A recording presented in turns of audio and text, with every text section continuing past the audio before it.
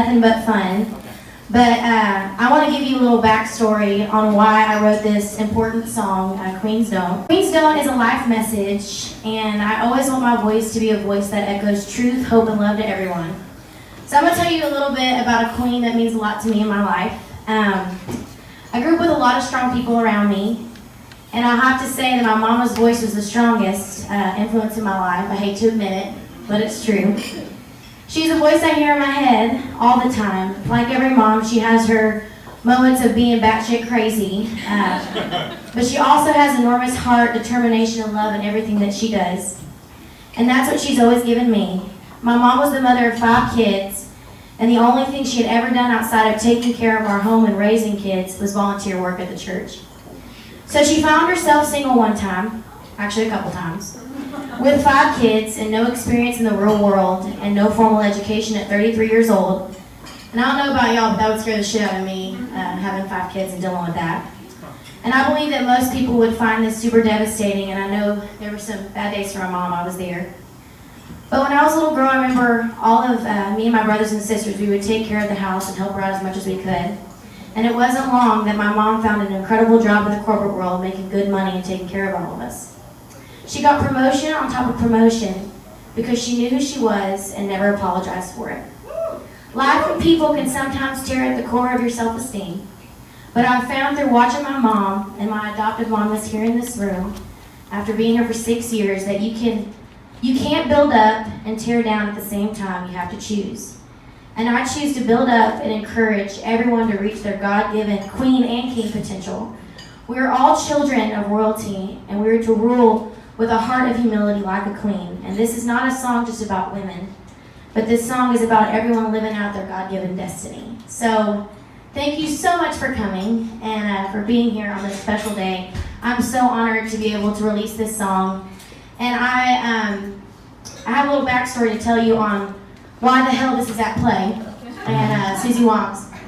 So I grew up a pastor's kid, a crazy pastor's kid, but I always loved to have a good time. And I moved here at 18 years old. I lived in the Gulch, and my friends had asked me, have you ever been to a drag show? And I said, no, what is that? And then they quickly explained it to me, and I said, holy Jehovah, I've got to go to this. This sounds like a dream made. I mean, like, this is where dreams are made of. So nobody told me what to wear to a club, and I was so glad that I could get in at 18 because I couldn't get in anywhere. Sometimes winners, we don't tell them. Anyways, but I show up in a sundress and cowgirl boots, and that's not what you wear to play. And I had hair down to my ass, and I walk in, sticking out like a sore thumb, and I sit down, and a couple queens perform. I'm like, oh my gosh, this girl just did a handstand. What am I doing with my life performing? And so many amazing queens came out, and Princess came out. She's one of the amazing divas, one of the amazing queens. She comes out and she says, she starts looking around the room, and I got nervous super fast because, y'all, I stuck out like a sore thumb, okay? And she says, you right there, you come up on stage. I've never had so much anxiety in my life. I was 18 years old, my first time going to a club. I'm gonna repeat that again, okay? So I get up on stage, and she says, is this your first time at a club? And I said, was this your first time at play? And I said, yes, ma'am. And she goes, and the fact that I said ma'am, I was so nervous. And she goes, is this your first time at a club? And I said, yes, ma'am. And she says, and you like boys, don't you? And I said, yes, ma'am. And she said, and are you a virgin? And I go, yes, ma'am. And, I remember I was so embarrassed. I was like, is it cool to be a virgin? Like, I don't know. And so, anyways, she completely embarrassed me in front of everybody, but it was so awesome. And when we wrote Queens Don't, I said, oh my gosh, if this is ever a single, we are having this at Suzy Wong's or Play or Tribe, and I want to have queens perform. And so I'm so excited that y'all made my crazy idea come to life. Thank you, Warner. You're a badass. And, but where is my lovely Zach at? No dresses with golden tassels, the rings on my head are handed down. I'm there for the one that needs me, sees me, and treats me like I'm already royalty. There ain't nothing priceless on my wrist. I'm